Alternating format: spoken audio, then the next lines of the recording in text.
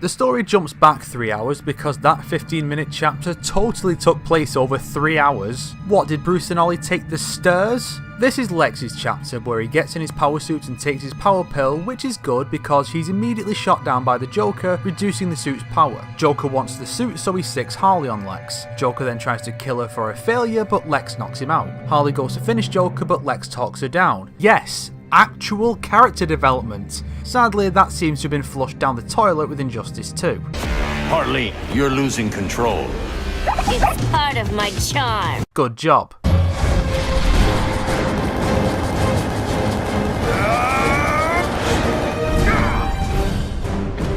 Lex leads Black Adam and Hawkgirl into the city and shoots them both down. Hawkgirl lands at the Hall of Justice where she fights him after he tries to talk her down. After the fight, Shazam arrives to fight Lex. By the time the fight's over, Lex's suit is mostly finished and we learn that no one died in the Watchtower explosion. Makes a change. Lex calls Clark out, meaning these 4 fights also took 3 entire hours. When Lex tries to use the weapon, Shazam blasts him, giving Superman the chance to get in close and destroy the suit. He lifts Lex up with his closed fist somehow and snaps his neck. The entire event is broadcast, swaying public opinion immediately, I think. It's not really clear. I don't know, I just figured that the point where public opinion turns against the dictator would be part of the hero's plan, but it's never brought up before this point. And apparently none of these people thought Superman murdering heroes and villains and having an army at his beck and call was anything to be concerned about until he killed Lex. Shazam is saddened by the part he played in all this in a very Anakin Skywalker-ish way. Flash is up next as the villains meet to discuss events. Superman is super salty about public opinion swaying, so he decides to destroy Gotham and Metropolis, then invade the Prime Universe to conquer that as well.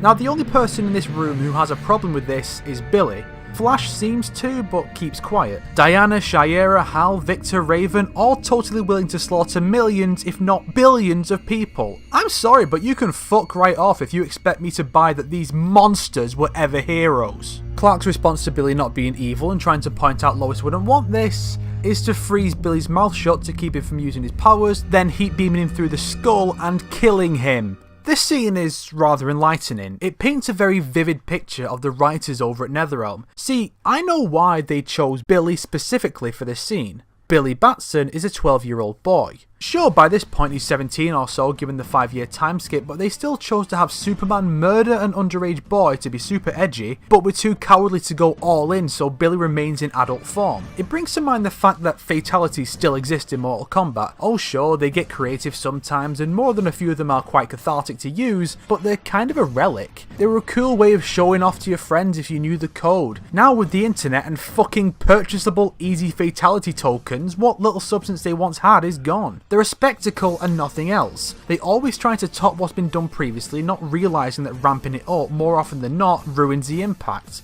It's a transparently manipulative and childish attempt at being mature, and the horrible murder of a child is no different. And of course, no one in the scene aside from Flash shows any kind of remorse over this. They shrug it off and move on. You cannot look at this scene and honestly tell me that any real version of Superman would ever reach this point and not become immediately crippled with guilt.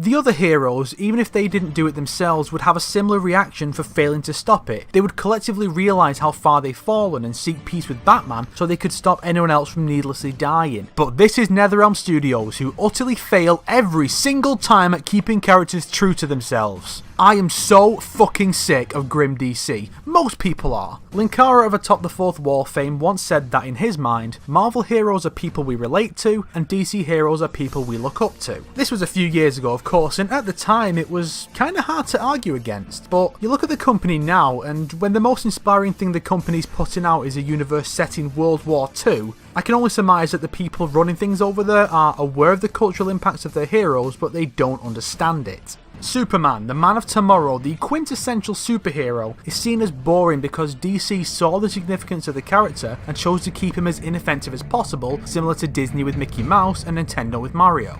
If the only way you can think to make a character interesting is to take away all the qualities that make them who they are, you need to stop making important decisions and let someone who actually cares about the legacy of the character get to work adding to the character instead of taking away. I say one final time, this thing is not Superman. Man of Steel Superman is more Superman than this disrespectful edgelord. From here on, I refuse to refer to any of these characters by name. They don't deserve the titles. From this point on, they are Rebound Girl, Yellow Belly, Automaton, Trigon Seed, Mace, and Hitler. Sure, they're not the most creative names for these characters, but it's more than they fucking deserve. Christ, Grundy shows more respect for Billy than his so-called friends. Yellow Belly here even calls Billy a casualty of war, the cunt. Flash says he's done, but that's not good enough for Yellow Belly, is it? No. He tries to stop Barry, and they try to dress it up as him being concerned that Barry will be killed by Hitler for it. I'm not buying it. Barry beats him and then Grundy. On the run, he makes a detour, which is basically outright admittance that this fight is filler. He stops Sinestro from executing some deserters and fights him off. He then wastes time building a pyramid around Sinestro without any cement. Idiot. He continues to the insurgency base where he's attacked by Ollie. My god, Ollie, is that you? In the flesh. After the fight, Flash gets through to Ollie and he meets with the heroes to tell him Hitler's plot, leading us into Chapter 11, Wonder Woman. Finally, Diana gets to be useful for a change. Regime Batman is intent on sending the heroes home to buy them time to prepare, but Prime Bruce suggests bringing Prime Superman over, and you know immediately how the game will end. Hitler's forces attack the base and Diana goes up against Bane. Diana outright asks how Bane hasn't been killed yet, and all he has is that Hitler appreciates his talents. Didn't help Billy at all, did it? So in the following minigame, Bane shoots at Diana repeatedly in the chest, meaning she can deflect every shot by keeping her arms in the same position, despite Bane using an automatic weapon, meaning he's intentionally steadying the aim again to kick back himself, the retarded fucking gimp.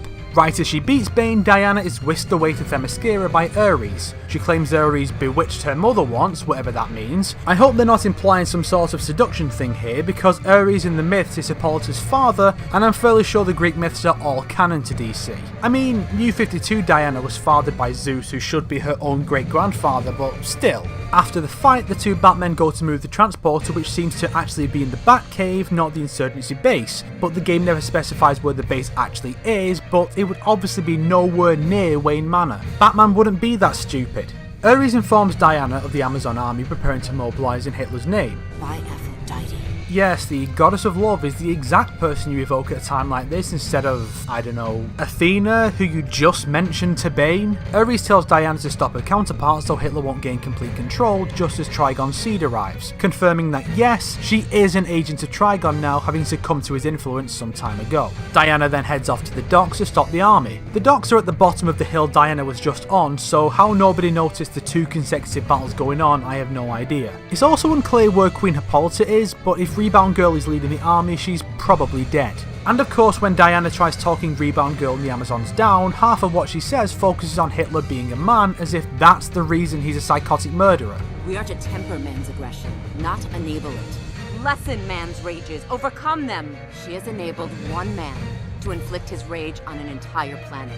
I don't know, I just figured that so many years after Diana first left the island, the Amazons wouldn't be so sexist anymore. And then again, it could just be bad writers falling into the trap of stereotyping the Amazons, since better writers tend to show them as at least a little more enlightened. Still, Diana does have some good words about how the Amazons are supposed to help before the fight starts, and they all disappear aside from a few who barely pay attention. If you use Diana's super move here, it makes it look like some of the Amazons have defected. It's obviously unintentional, but it's just a fun little thing I noticed. One thing I would have liked though is if Rebound Girl could only use her sword in the fight and couldn't use her lasso, while Diana could only use the lasso. You know, just a little bit of symbolism and some added challenge to round off the chapter. Diana gives a speech to the Amazons after the fight. They all just stop because she tells them to right after she just beat their leader unconscious. She then gives her speech only facing one direction, likely because they didn't want to show from behind and turning the camera would likely reveal an unmodelled area, so she keeps her back to half of them the entire time. And there's not even a big cheer once the speech is over. It just cuts to Metropolis where the regime forces are casually walking through the city with a few tanks and firing on buildings. No aircraft strangely, even though Ferris Airfield is one of their primary bases. Doomsday gets to do stuff though.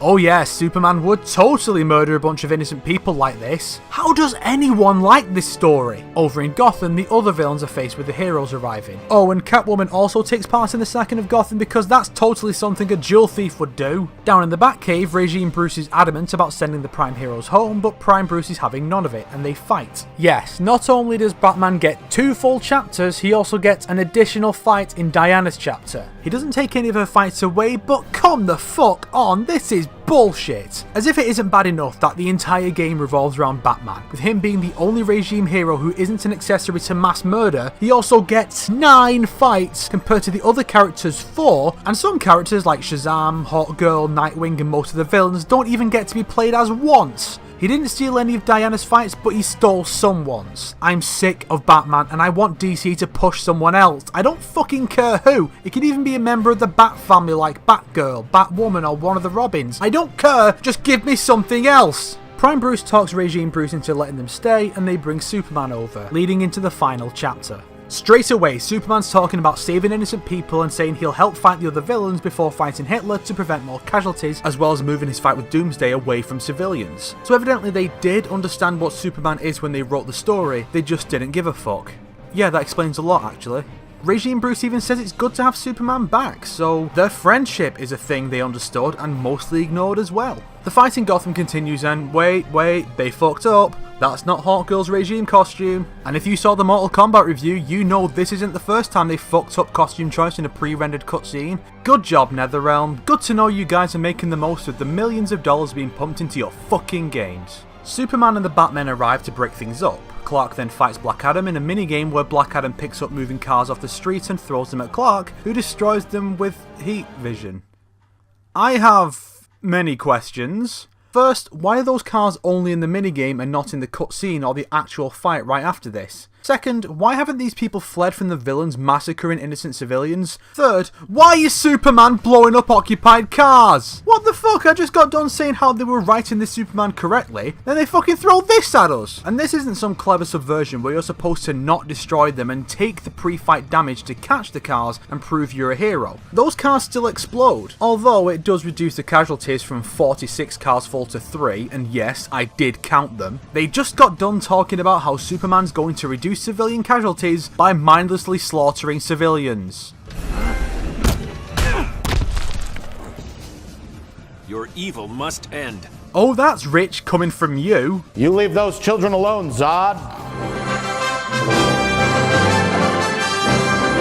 Oh wait, that's Superman. You leave the children alone, Superman? You may have expected me to use that clip for the bridge scene, but no, it's much more appropriate here. This is the good Superman. Even the heroes who aren't villains are still villains. Once Black Adam is frozen, Sinestro attacks. I'm tempted not to call him Clark either. Somehow this makes everyone else stop fighting to watch when him showing up in the first place didn't, but like, Sinestro's been working with this guy's counterpart for the last 5 years. How does he not know that this won't work even in the slightest? Clark appears behind Sinestro, which is amusing, but Superman can't move fast enough to go unnoticed in this setting because if he could, there'd be no contest. He pulls off Sinestro's ring because that's just something he can do apparently, and he offers Hal a chance to do the same, which he does. And to his credit, Hal does seem genuinely guilt-ridden over what he's done for the remainder of his screen time. It's not much, but it's a small addition that leads us towards his possible redemption in the sequel. Back in Metropolis, stupid happens, where Regime Aquaman arrives with his all-male army, which I hope was due to laziness so they wouldn't need to make more than one model, and not because they then fight the Amazons and they wanted it to be men versus women. How are those orders? But what are you trying to convey? Although I guess an ultra-feminist society would have to be fluent in nonsensical babble. Superman fights Aquaman in a blatantly different location, and you realise that there's been a bizarre difficulty spike in this chapter, and it's not like the last game where it was down to Raiden having a terrible moveset. And in case you're wondering, I'm still calling Regime Aquaman by name because he has an actual reason for being so different through his alternate history, even if the comics do completely disregard that. With their leader defeated, the Atlanteans flee immediately like it's a fucking Dynasty Warriors level, probably because they're more accurately written than he is and they wanted no part of this to begin with. Clark compliments Diana and discusses search and rescue, and it's suddenly like we're playing a completely different game, one where Superman is not an arsehole. But then Doomsday attacks and Clark flies into the Fortress of Solitude to keep him away from civilians. But it's kinda hard to focus on how good that is, because there's another Doomsday in the background of the stage. It's clearly not supposed to be Regime Doomsday that they forgot to take out the background for this fight, because it much more closely resembles Prime Doomsday. Clark throws him into the Phantom Zone, which is conveniently open, before Hitler arrives. Clark lectures his doppelganger on how Lois would be afraid and disgusted with him. They have a beam struggle and Clark pummels the villain into submission. This climax, unfortunately, is fundamentally flawed. There's really only two ways this story could end and neither one is ideal. The scenario they went with, a good Superman defeating the Superman who lost his way, is the best ending thematically. However, in the broader context of the Injustice storyline, especially when one takes the 5 years of comics leading into the game into consideration, a third party showing up out of nowhere one day and just resolving everything in about 10 minutes is horribly unsatisfying. In fact, Superman's presence is kind of that within that. You know, the Insurgency is fighting this battle for 5 years, and then alternate universe Justice League shows up and they resolve the situation, but even this part of the story that's focused on them, they're doing everything until Superman shows up and deals with everything. It's fucking insane. It's crazy. Option 2 then is Regime Batman vs Regime Superman. It's another boring as fuck Batman vs Superman scenario, but at the same time, Batman is the leader of the opposition of the regime, so it's much more satisfying for someone in Bruce's position to be the one to defeat Superman.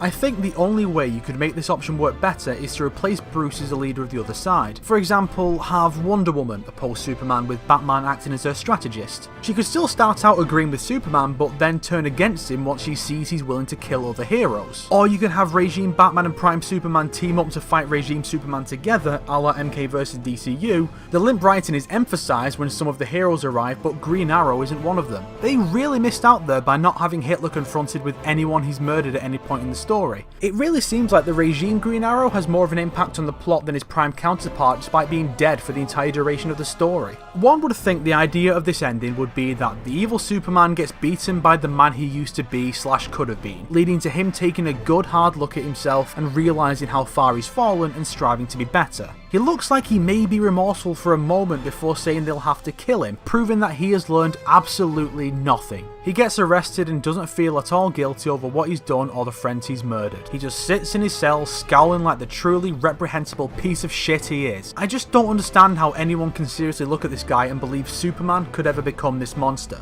And that's what makes this ending so depressing. Only 2 members of the regime have learned from this experience. None of them have seen their heroic counterparts or how far their leader has gone off the deep end and reflected on what they have allowed themselves to become, aside from Flash and Green Lantern. The rest are just still evil, proving that this world and setting are a lost cause. And this causes serious problems going into Injustice 2. Injustice 1 only works at all because we have the more traditional versions of the heroes to both serve as the example of who the regime versions are supposed to be and to illustrate how much they've changed. It's effectively like doing a story where the Justice League fight the Crime Syndicate from Earth 3. Going into the sequel with no indication that there'll be any alternate versions of the characters, you lose that point of comparison and you're left with false versions of the characters that will be upheld as the primary examples of who these people are, no longer presented as the Bizarro versions that turned evil, but rather the real versions. And yes, I know not many people are going to think this is what the characters are supposed to be. It's just that having this be the only universe featured makes it feel more like a bad adaptation than an Elseworld story. There will be no good Superman, Wonder Woman, Hawkgirl, Cyborg, Raven. Most of the new characters will be heroes to bolster Batman's ranks as the conflict continues, proving that none of this game's story mattered in the slightest. Thanks for wasting my time, NetherRealm.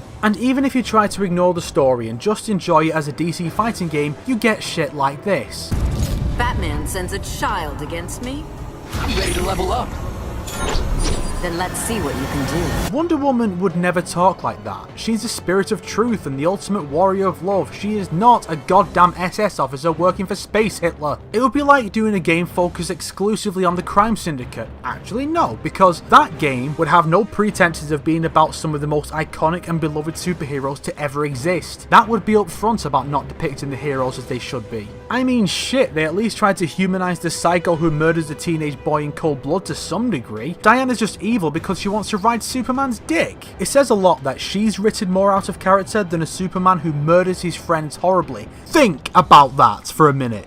And she's also the worst fighter in the game, incidentally. I observed that most of the characters are fought twice over the course of the story. The only exceptions that I can think of are Shazam, Hal Jordan, and the Trinity, but I want to focus specifically on the Trinity because those are the 3 most important heroes in the DCU. Superman is only fought once because, yeah, he could only be the final boss and the only person who can really stand up to him is himself. The Prime version is never fought due to limited screen time. Batman is fought twice, but it's a different one each time. The only reason the Prime version loses is because because he's already injured somehow, while Regime Batman only loses because his opponent is also Batman. Regime Wonder Woman is also fought 3 times, while the Prime version routinely gets her ass kicked over the course of the story, including, I remind you, in a sword fight with Killer fucking Frost. The only person who should be able to match Diana in a sword fight in this roster is Ares, the actual god of war. Bottom line, Wonder Woman is a terrible fighter and a psychotic bitch, while Batman and Superman are unbeatable badasses. Thanks, NetherRealm. Alternate versions of characters are fine, but in other media, like in the films, if the primary version of the character in that series or medium is inaccurate, it comes off more as a lack of understanding of the character and setting than just an alternate take on them. Once again, NetherRealm Studios produced a story that is structurally flawed and built around an actually really bad story that horribly misunderstands the core principles of its characters, and it still gets praise. I can only assume this is the case either because everyone else has rock bottom standards, or because most of the fighting games just don't even try with their stories. And again, for the idiots whose only response is, "Story doesn't matter in a fighting game," if that were the case, the developers wouldn't keep putting it in, especially with these fully fleshed out story modes that, bad story and structure aside, do generally have pretty high production values. I also have questions about the ending montage though. Who will lead the Amazons now that Rebound Girl has been deposed? What will become of Atlantis? Why is Cyborg visiting Luthor's grave when he barely knew him? Where is Deathstroke? Why couldn't he be the one visiting Luthor's grave instead? Where is Raven? Why has everyone forgotten about Billy? Why is no one visiting his grave? Why does Hitler still have his powers when he's in a specialized cell specifically designed to dampen them? So many questions that will not be answered in the sequel, I guarantee. All in all, I fucking hate Injustice. The story is terrible, the setting is dark and edgy for the sake of being dark and edgy, the characters are inconsistent, inaccurate, mere shadows of the much more interesting originals. They just exist to fight for no valid reason, and their personalities aren't taken into account when confrontations come around to force in pointless fight scenes. It's like Death Battle.